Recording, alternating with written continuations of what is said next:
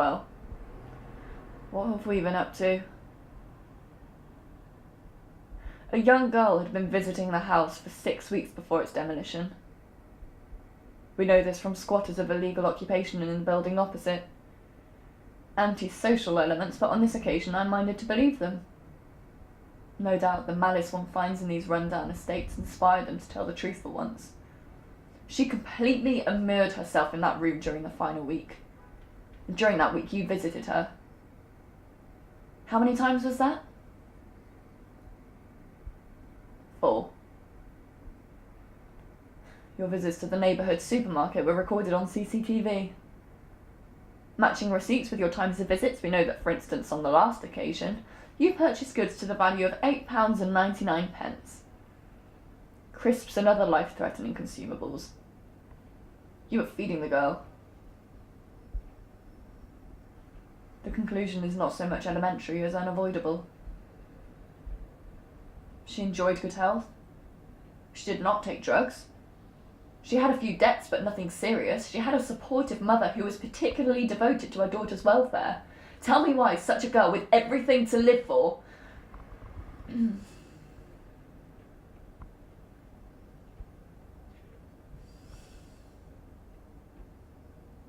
If you knew the misery that passes through this building each day, you would not be sitting there clutching your blanket. Broken marriages, beaten wives, abused children, damaged teenagers, delinquent vandals, deranged pensioners, silly women in debt for frivolities they don't even unpack. A fair proportion of the world's misery passes through this door. But this is different. A novelty has turned up in my workload. You don't like me? Is it something I said? I tried to help, but you people will not cooperate. You've worked that out with your mates. Wind her up, have a laugh. I hate you. It's a pleasure to tell you. Don't bother to report me to the police. They won't listen to a man who carries his bedding through the streets. Actually, I hate everyone that passes through this room. Beaten, battered, abused, burgled. I hate you for your helplessness. You let yourselves be victims. The city is a giant jigsaw where none of the pieces fit. The chaos, the confusion. I'm dizzy. If you ask me, which seems improbable, the world will end any day. To the matter in hand. It's clear that you killed the young woman. No doubt you fed her poisoned crisps. The police actually fell for that story of a spot where the world kept its balance. The police are not what they once were. You used to be able to rely on them to prosecute everyone. Even the innocent. Especially the innocent. Think of the effect that had on the guilty. According to the law, you're innocent. But what are you morally? You abandoned a girl for days at a time and every night because you were working. Work comes before loyalty. You were seen carrying a full carrier of groceries from the building. You tried to starve the girl into submission. Did you ever think to go to her mother for help? The Samaritans? The police?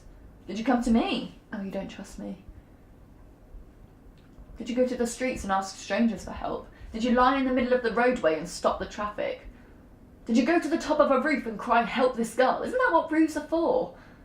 Oh, that and a few other things, such as keeping the rain out and providing a nighttime roost for pigeons. But aren't they really for you to go on top of and shout the truth to the city? You remain silent. Doesn't matter now. You were silent then and a young girl is dead. Why? Because you do nothing. You know nothing. You are nothing.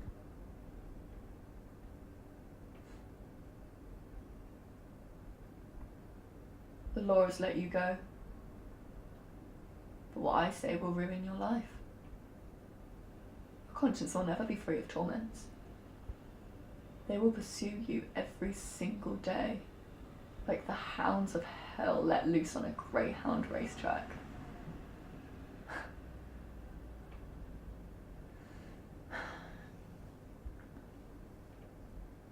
Leave my office.